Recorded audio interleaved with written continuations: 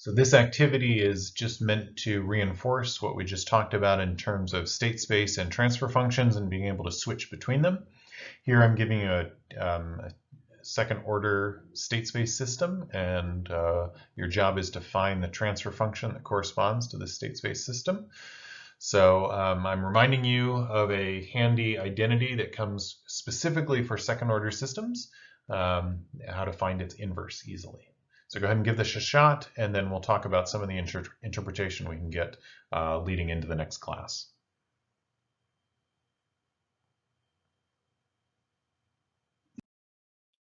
So for this example, what we're interested in doing is taking and identifying our A matrix, our B matrix, and our C matrix, C, and then computing what our transfer function is based on this formula that we came up with in the previous video.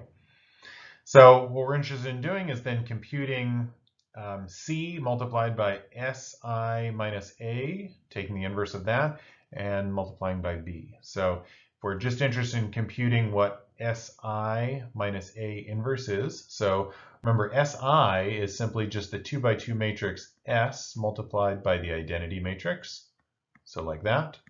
And that is just S0, 0, S.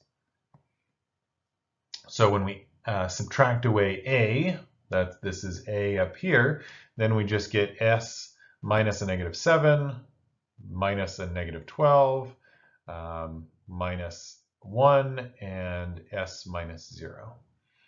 And now we want to take the inverse of that, and that's where we can apply this, this rule that essentially just holds for second 2 by 2 matrices.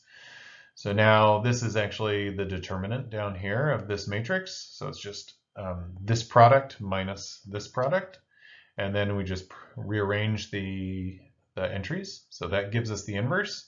And now what we're going to do is we're going to multiply that, pre-multiply by C and post-multiply by B. So this is just a number, so we can pull that out front. This is C. This is the term that's left from SI minus A inverse, and this is B. And so you could take the multiplication in any order, but let's go ahead and take the multiplication of the last two terms. So again, a sneaky way to do this multiplication is, since this is a 0, it's going to multiply this whole column, so that clears it all out. This just multiplies the first column, and so it picks out this 1, 0 actually just kind of picks out that first column from that matrix. So now I'm going to multiply 1, 2 by S1, and so that gives me S plus 2. So that appears in the numerator, and then I divide by this denominator. And so this is our transfer function. So that's the end of the activity. I'd like to show you some interesting observations that leads into the material that we'll get into in the next section of the class, which is really understanding the behavior of these systems, is to take a look that we can factor this denominator into two terms because it's a quadratic, and it's going to be S plus 3 and S plus 4. And so that means that the roots of the denominator are as S is equal to minus 3 and S is equal to minus 4. And so now if we take a look, so that came out of the transfer function. So if we now take a look at our state space representation, if I look at the eigenvalues of the matrix A, so that's the state matrix in state space form. So the way that we find eigenvalues is we find where the determinant, what values of lambda, the determinant of A minus lambda I are equal to 0.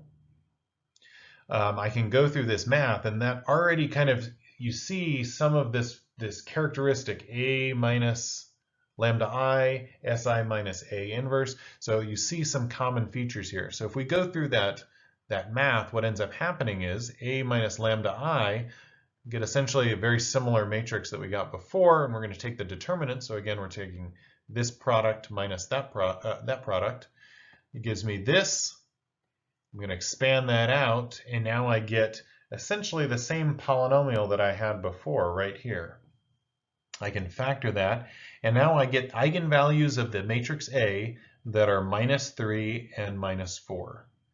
And so this connection that we're seeing here is not a special case. This is in general, we will find this, and now this gives us a direction to look for as we start to think about characterizing the behavior of these systems and how we can see similar information across the different representations that we're working with. So that's where we're moving in the second part of this class. The last thing to mention here is that MATLAB actually has a way to transfer nicely between state space representation and transfer function. And that means you specify your matrices, A, B, C, D, and that will output the numerator and denominator of your polynomials that are in your transfer function.